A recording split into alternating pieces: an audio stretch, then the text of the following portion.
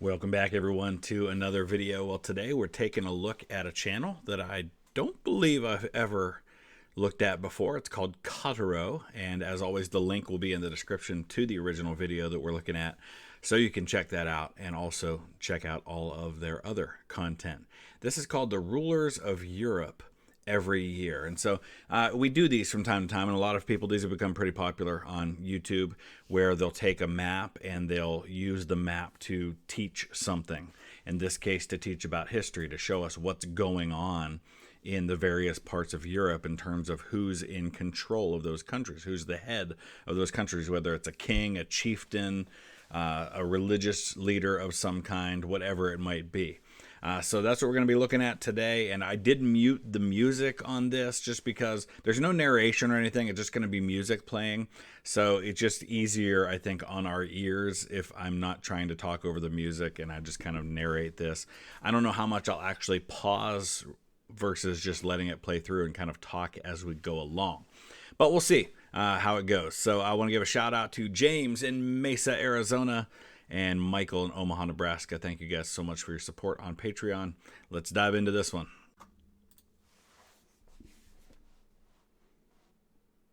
I believe the music they actually use is from The Dark Knight, so it might have been demonetized anyway. So we're going back to 400 BC for this. Interesting.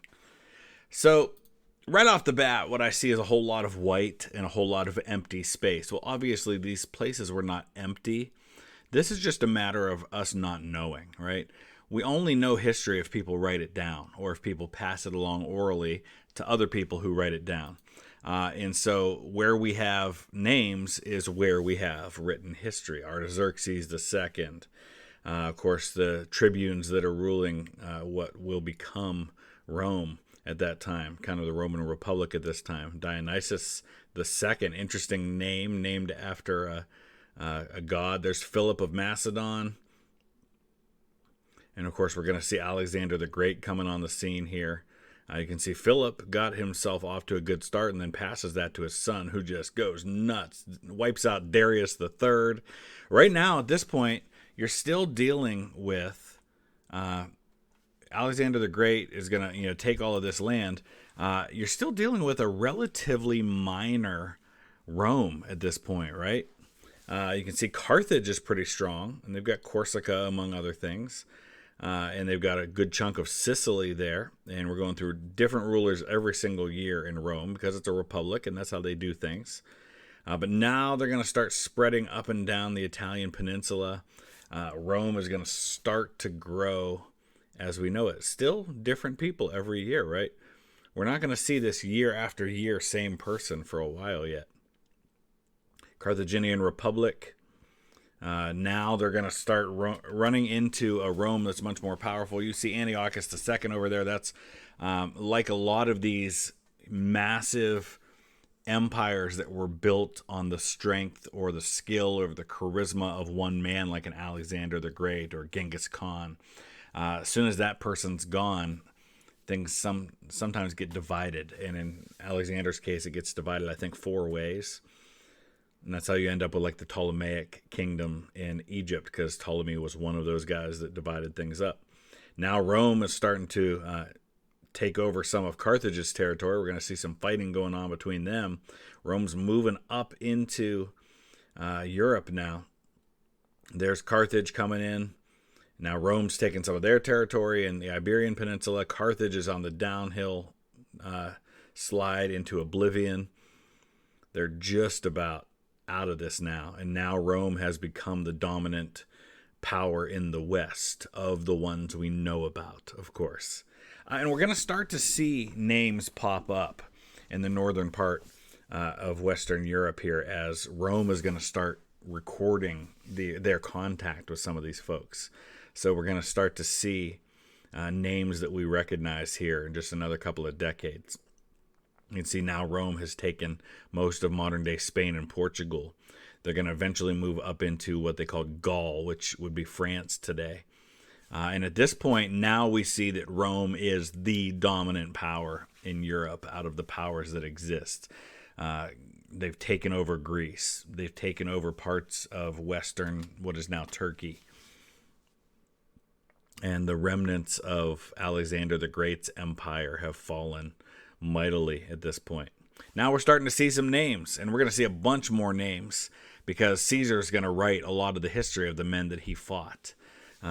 Folks like Vercingetorix, for example. And now you see Rome has taken all of what is modern-day Turkey for the most part. They've moved up into the Crimean Peninsula. And here now, did you see how quickly all of those names pop up? Well, why do we know that? Because now we're getting histories from people like Julius Caesar and Cicero and others that are writing so much. And we have so much history from this. Ariovistus is there. These are names that we're familiar with. And there's a whole bunch more because these are the Gauls that Caesar is fighting against. And boom, just like that. Now we're into 49 BC. Julius Caesar is running the show, and now we're going to stop seeing this year after year kind of different people taking over in Rome. Now you've got the triumvirate in the aftermath of Caesar's assassination and the civil war that erupts. You've got Octavian, who will become Caesar Augustus, first emperor of Rome, Mark Antony, and Marcus Lepidus. I think it should be Antony, not Anthony. And then they actually split things up three ways, and Mark Antony goes to Africa where he gets with Cleopatra VII, who will be the last pharaoh of Egypt. And I know some people will argue, well, she wasn't a pharaoh, she was Greek. Yeah, she was Greek, but she used the title pharaoh. The last native Egyptian pharaoh was Nectanebo II, whose sarcophagus is at the British Museum. So now we've got Augustus, and we see Rome not quite at its height yet. It's going to get there now. It's moved in, and it's taken a good bit of Western, what is Germany now? Now we're into the AD years. We're about to see Tiberius take over. And you can see now just Rome does not have any great opposition in Europe as far as another major power. You can start to see now they're moving into Britain, and they're going to move almost up into Scotland and not quite get that far. We're getting close to the extent of Rome's power now as far as how much territory they covered on the map. Now we're on to Vespasian. We had a year there. I want to see how they illustrated that because I think the year 69 was the year of 4 emperors. Galba, Vespasian. No, I guess we only showed 2 there, but... now we're Titus, Domitian. Now this is about as far as they're going to get as far as up into Britain. You're going to never quite get to the Scots. The Scots don't want to be conquered by anybody, though they will be later. And I think this is about as good as it gets for Rome in terms of territory. They're going to start to have encroachments happening now. Oh, there we go. They briefly take what is Iraq. Here's Hadrian, and you can see right there where, for the most part, I mean, not quite the exact borders between England and Scotland today. I think England goes up just a hair more on the eastern side, but Hadrian's Wall, we know, and that's kind of the modern border, though. Now they take a little bit there that they're eventually going to retreat all the way out of Britain, but pretty steady. In terms of the borders for Rome, pretty stable for the time now. Marcus Aurelius and Commodus, made famous by Joaquin Phoenix in a kind of a fictional version of him in the movie Gladiator. And we're going to see Rome divide eventually. They're going to be kind of chipped away first before it eventually divides into Eastern and Western Rome. Right now, Rome is still not Christian in terms of its kind of official policy, but it will be here soon. Things are moving a little slower than I thought they would. It's nice because it's a nice pace where we can kind of talk about things a little more. And there you go. They just lost all of Spain and modern-day France. They get it back, some of it, but not all of it. Now they get all of it back. And you'll see this happen sometimes where huge chunks change. And as we get further into this and we're into the feudal system, those changes are going to be more significant and more quick based on the transfer of power over a realm, because it's not about nationhood so much as it is about who controls the property, right? And so we'll see big changes happen.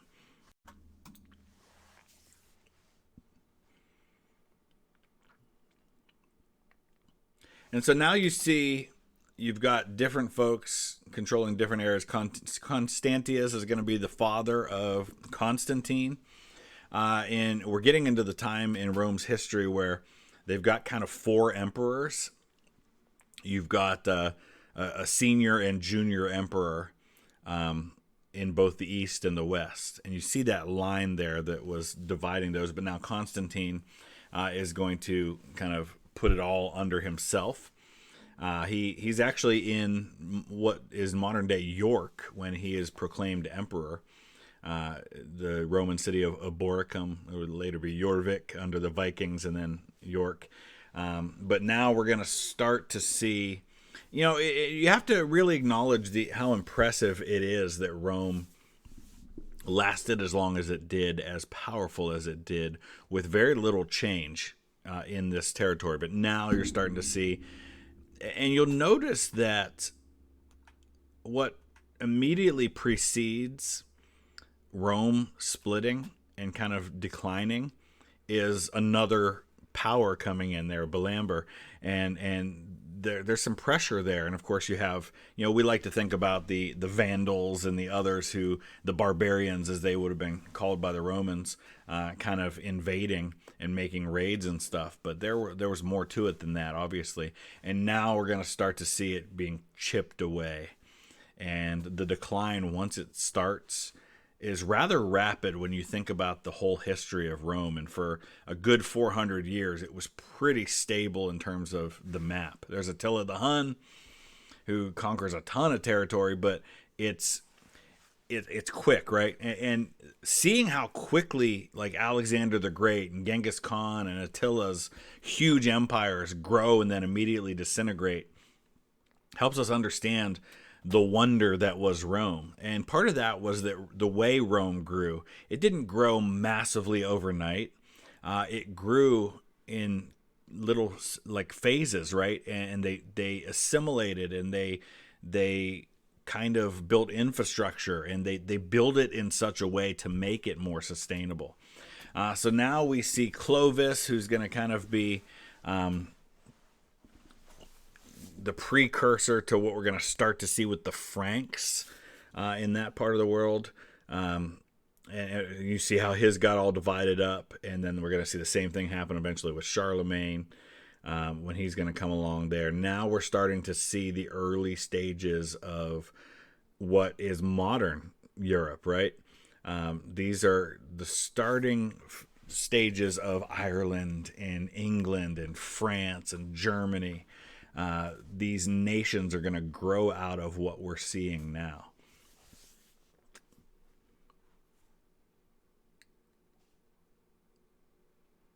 So you see all the different little groups of people. Now we're starting to see, notice how the names change in England, right? In the British Isles. Notice how they go from being names that are native to the Britons to becoming more Anglo-Saxon. Iella, and you're going to see a lot of those AE, Ethelric.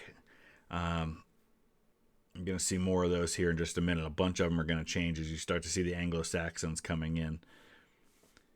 Edbert, Ethelric, Ethelfrith. Now we're starting to see, look at the map. Look at how you're starting to see the outlines of countries that we're familiar with. There's Edwin and Railwald and Ealdbald in England. Pretty close to France's modern map there, right? In Spain and Portugal down there. Same thing. Ireland is basically united at this point, though there's a bunch of different chieftains that'll kind of carve that up over time. But we're starting to see the Frankish Empire develop here under various people, but it's all going to kind of unite here soon. There's Ethelred the First in England. There's Clovis. We're about to see Charles Martel on the scene. There, look how quickly you see all the green on the map, right? What happened?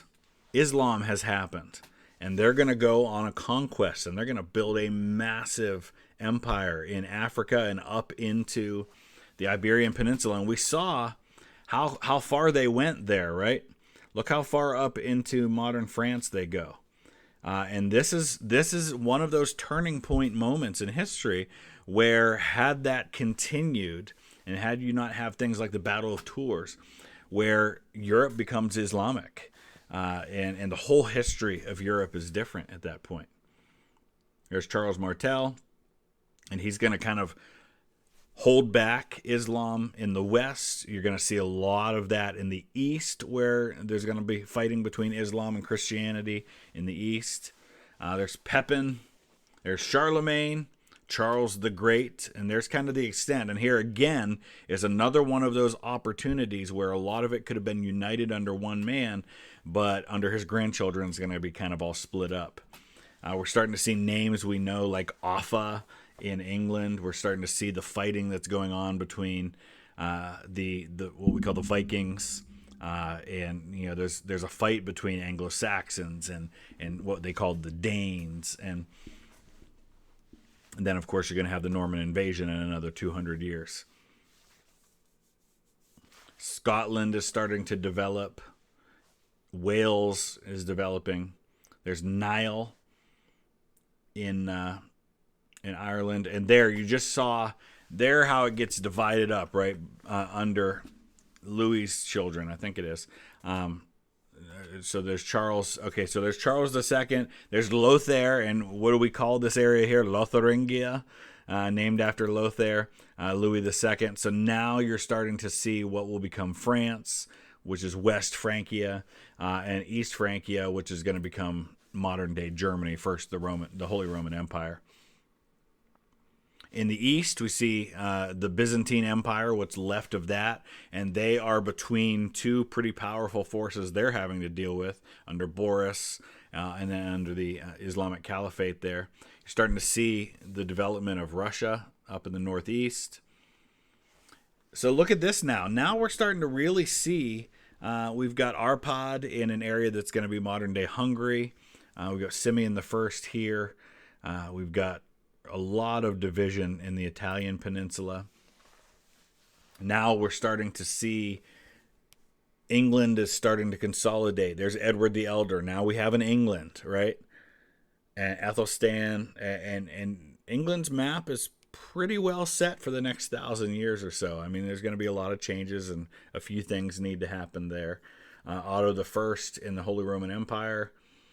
There's Constantine, and you can see that what's left of what had been the Roman Empire is all but gone at this point. They take some territory back in Greece there. Now we've got an outline of what looks like Poland, right? You've got what's going to become Russia here. Again, you've got kind of Hungary here. And again, that's not necessarily what these places are called. I'm just using modern terms. Boleslaus II in what is kind of modern-day Czechia. You can see how powerful the Holy Roman Empire is now at this point. There's Hugh Capet. The Capet dynasty is going to rule France for hundreds of years at this point. And again, you've got various Islamic leaders in the Iberian Peninsula. There's Canute. Going to be one of the last great Danish rulers of England.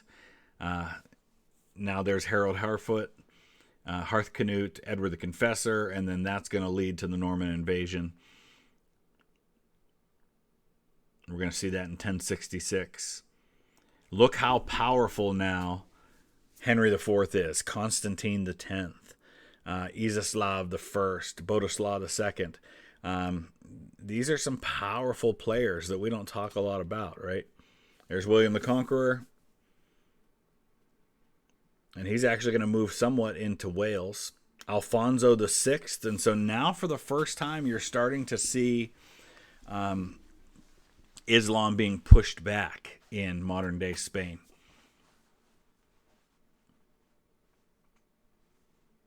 Now we're getting into the 1100s. We're going to see some civil war happening in England. Henry I has grabbed up a lot of that territory, though. But you're not going to see a much more powerful Central Europe than you do right now for the better part of another 600, 700, 800 years, right? Until the time of Napoleon are we going to see somebody controlling that much of Central and Western Europe. Look at the extent, right? Look at Frederick Barbarossa. Look at how France is divided now, right? Henry II is the King of England, but he also controls more of France than France does. This is about the extent of the height of English power on the continent that we're going to see. Because we're going to get now into, you're going to have Richard the Lionheart, who's going to kind of botch the whole thing, spend very little time in England. Look how powerful Frederick Barbarossa is. Look at, you've got Urban III, I think, is the Pope, so those are probably papal states. You've got a decent power in the Byzantine Empire at this point. You've got some real players in Eastern Europe. Bela III ruling very similar territory to what will become the Austro-Hungarian Empire. And now there's some chipping away of Central Europe. John is king in England, and that's about the extent of where things are going to be for England. Now Henry III takes over, and England very quickly loses most of its territory on the continent. You've got Ferdinand III, you've got Sancho, you've got the beginnings of a modern Portugal right there. I mean, now we're looking at a map that looks very much like the modern times in terms of Portugal. A little bit of change yet. Ferdinand III controls a lot of modern-day Spain. Look at what's happening in the east now. My goodness, look at all that red. And now you're seeing a chipping away at the Polish a little bit there. But Edward I, Longshanks, is going to go to war with Scotland and subdue them for a time. Scotland is ruled by Margaret briefly, and then they kind of go into turmoil. John Balliol. You're going to have Robert the Bruce come along and be the king now in Scotland and stabilize things a little bit. Looking all the way over at the east, we have not seen yet the onset of the Ottoman Empire, but that will be coming soon. You're going to see all of that consolidate. And once you can see how little is left of the Byzantine Empire at this point. And the only reason they're hanging on is that there's no massive power around them that's eyeing their territory. Once the Ottomans are able to, once all of this is consolidated under the Ottoman Empire, that's pretty much the end for the Byzantines, right? Look how little territory they have left at this point. So it's no surprise that they've got less than 100 years to live, so to speak. So things are pretty stable in the British Isles. You've got little bits of territory that are controlled there. Richard II, we're going to start getting into the Wars of the Roses now. And now at this point, the Byzantine Empire is all but gone. They've got just that little bit of territory left. The fall of Constantinople is not far away. And now we've got Henry VI, right? So Henry V wins that famous battle at Agincourt and actually wins the right for his descendants to rule both England and France. And there's another one of those moments where you could have had a crown that is passed down, that there's a personal union for France and England. But, of course, Henry dies, leaves it to an infant Henry VI, who ends up having severe mental illness issues and loses all of it. And England will never again really threaten to conquer any large parts of France. So now we're starting to get into, we are past the what we would call the medieval period, and we're getting into a more modern Europe.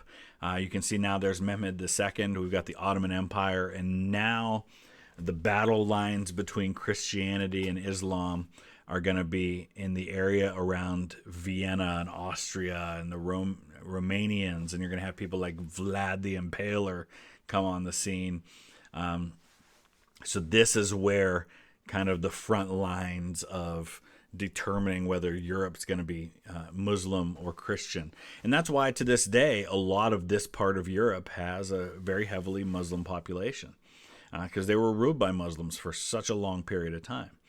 Now you're starting to see a chipping away at the Holy Roman Empire. It's not as strong as it was. Modern borders are starting to develop. There's the Spanish Netherlands.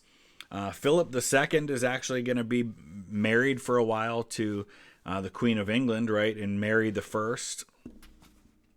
And had they had children, again, you could have had a personal union between England and Spain, and that could have been passed down to a monarch, much like we end up seeing with England and Scotland as soon as Elizabeth dies. You're going to see a personal union, and from that point on, England and Scotland are going to be under one monarch. So, much more modern borders now. Italy's still divided. Rome is the idea of Rome is gone at this point for the most part. Taking a look at the map here now, you can see Charles I. Basically everything in the British Isles, or at least Britain itself, is under one person.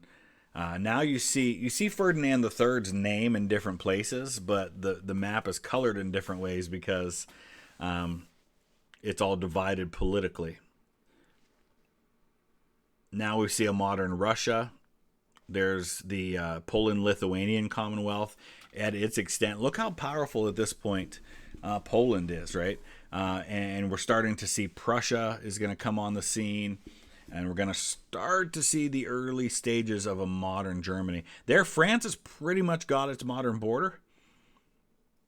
We've had the Glorious Revolution in England, and William and Mary came in and took over.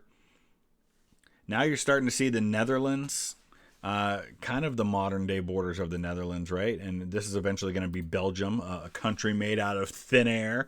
I love you, Belgium. I've been there several times. It's a great, great place. I love visiting Belgium. Look at how divided Italy and Germany are at this point. They're just a big mess, right? And it's when those two countries are able to unite in the 19th century that there's a lot of change that's going to happen. Ottoman Empire still very powerful at this point, but they are in a steady decline as far as their leadership goes.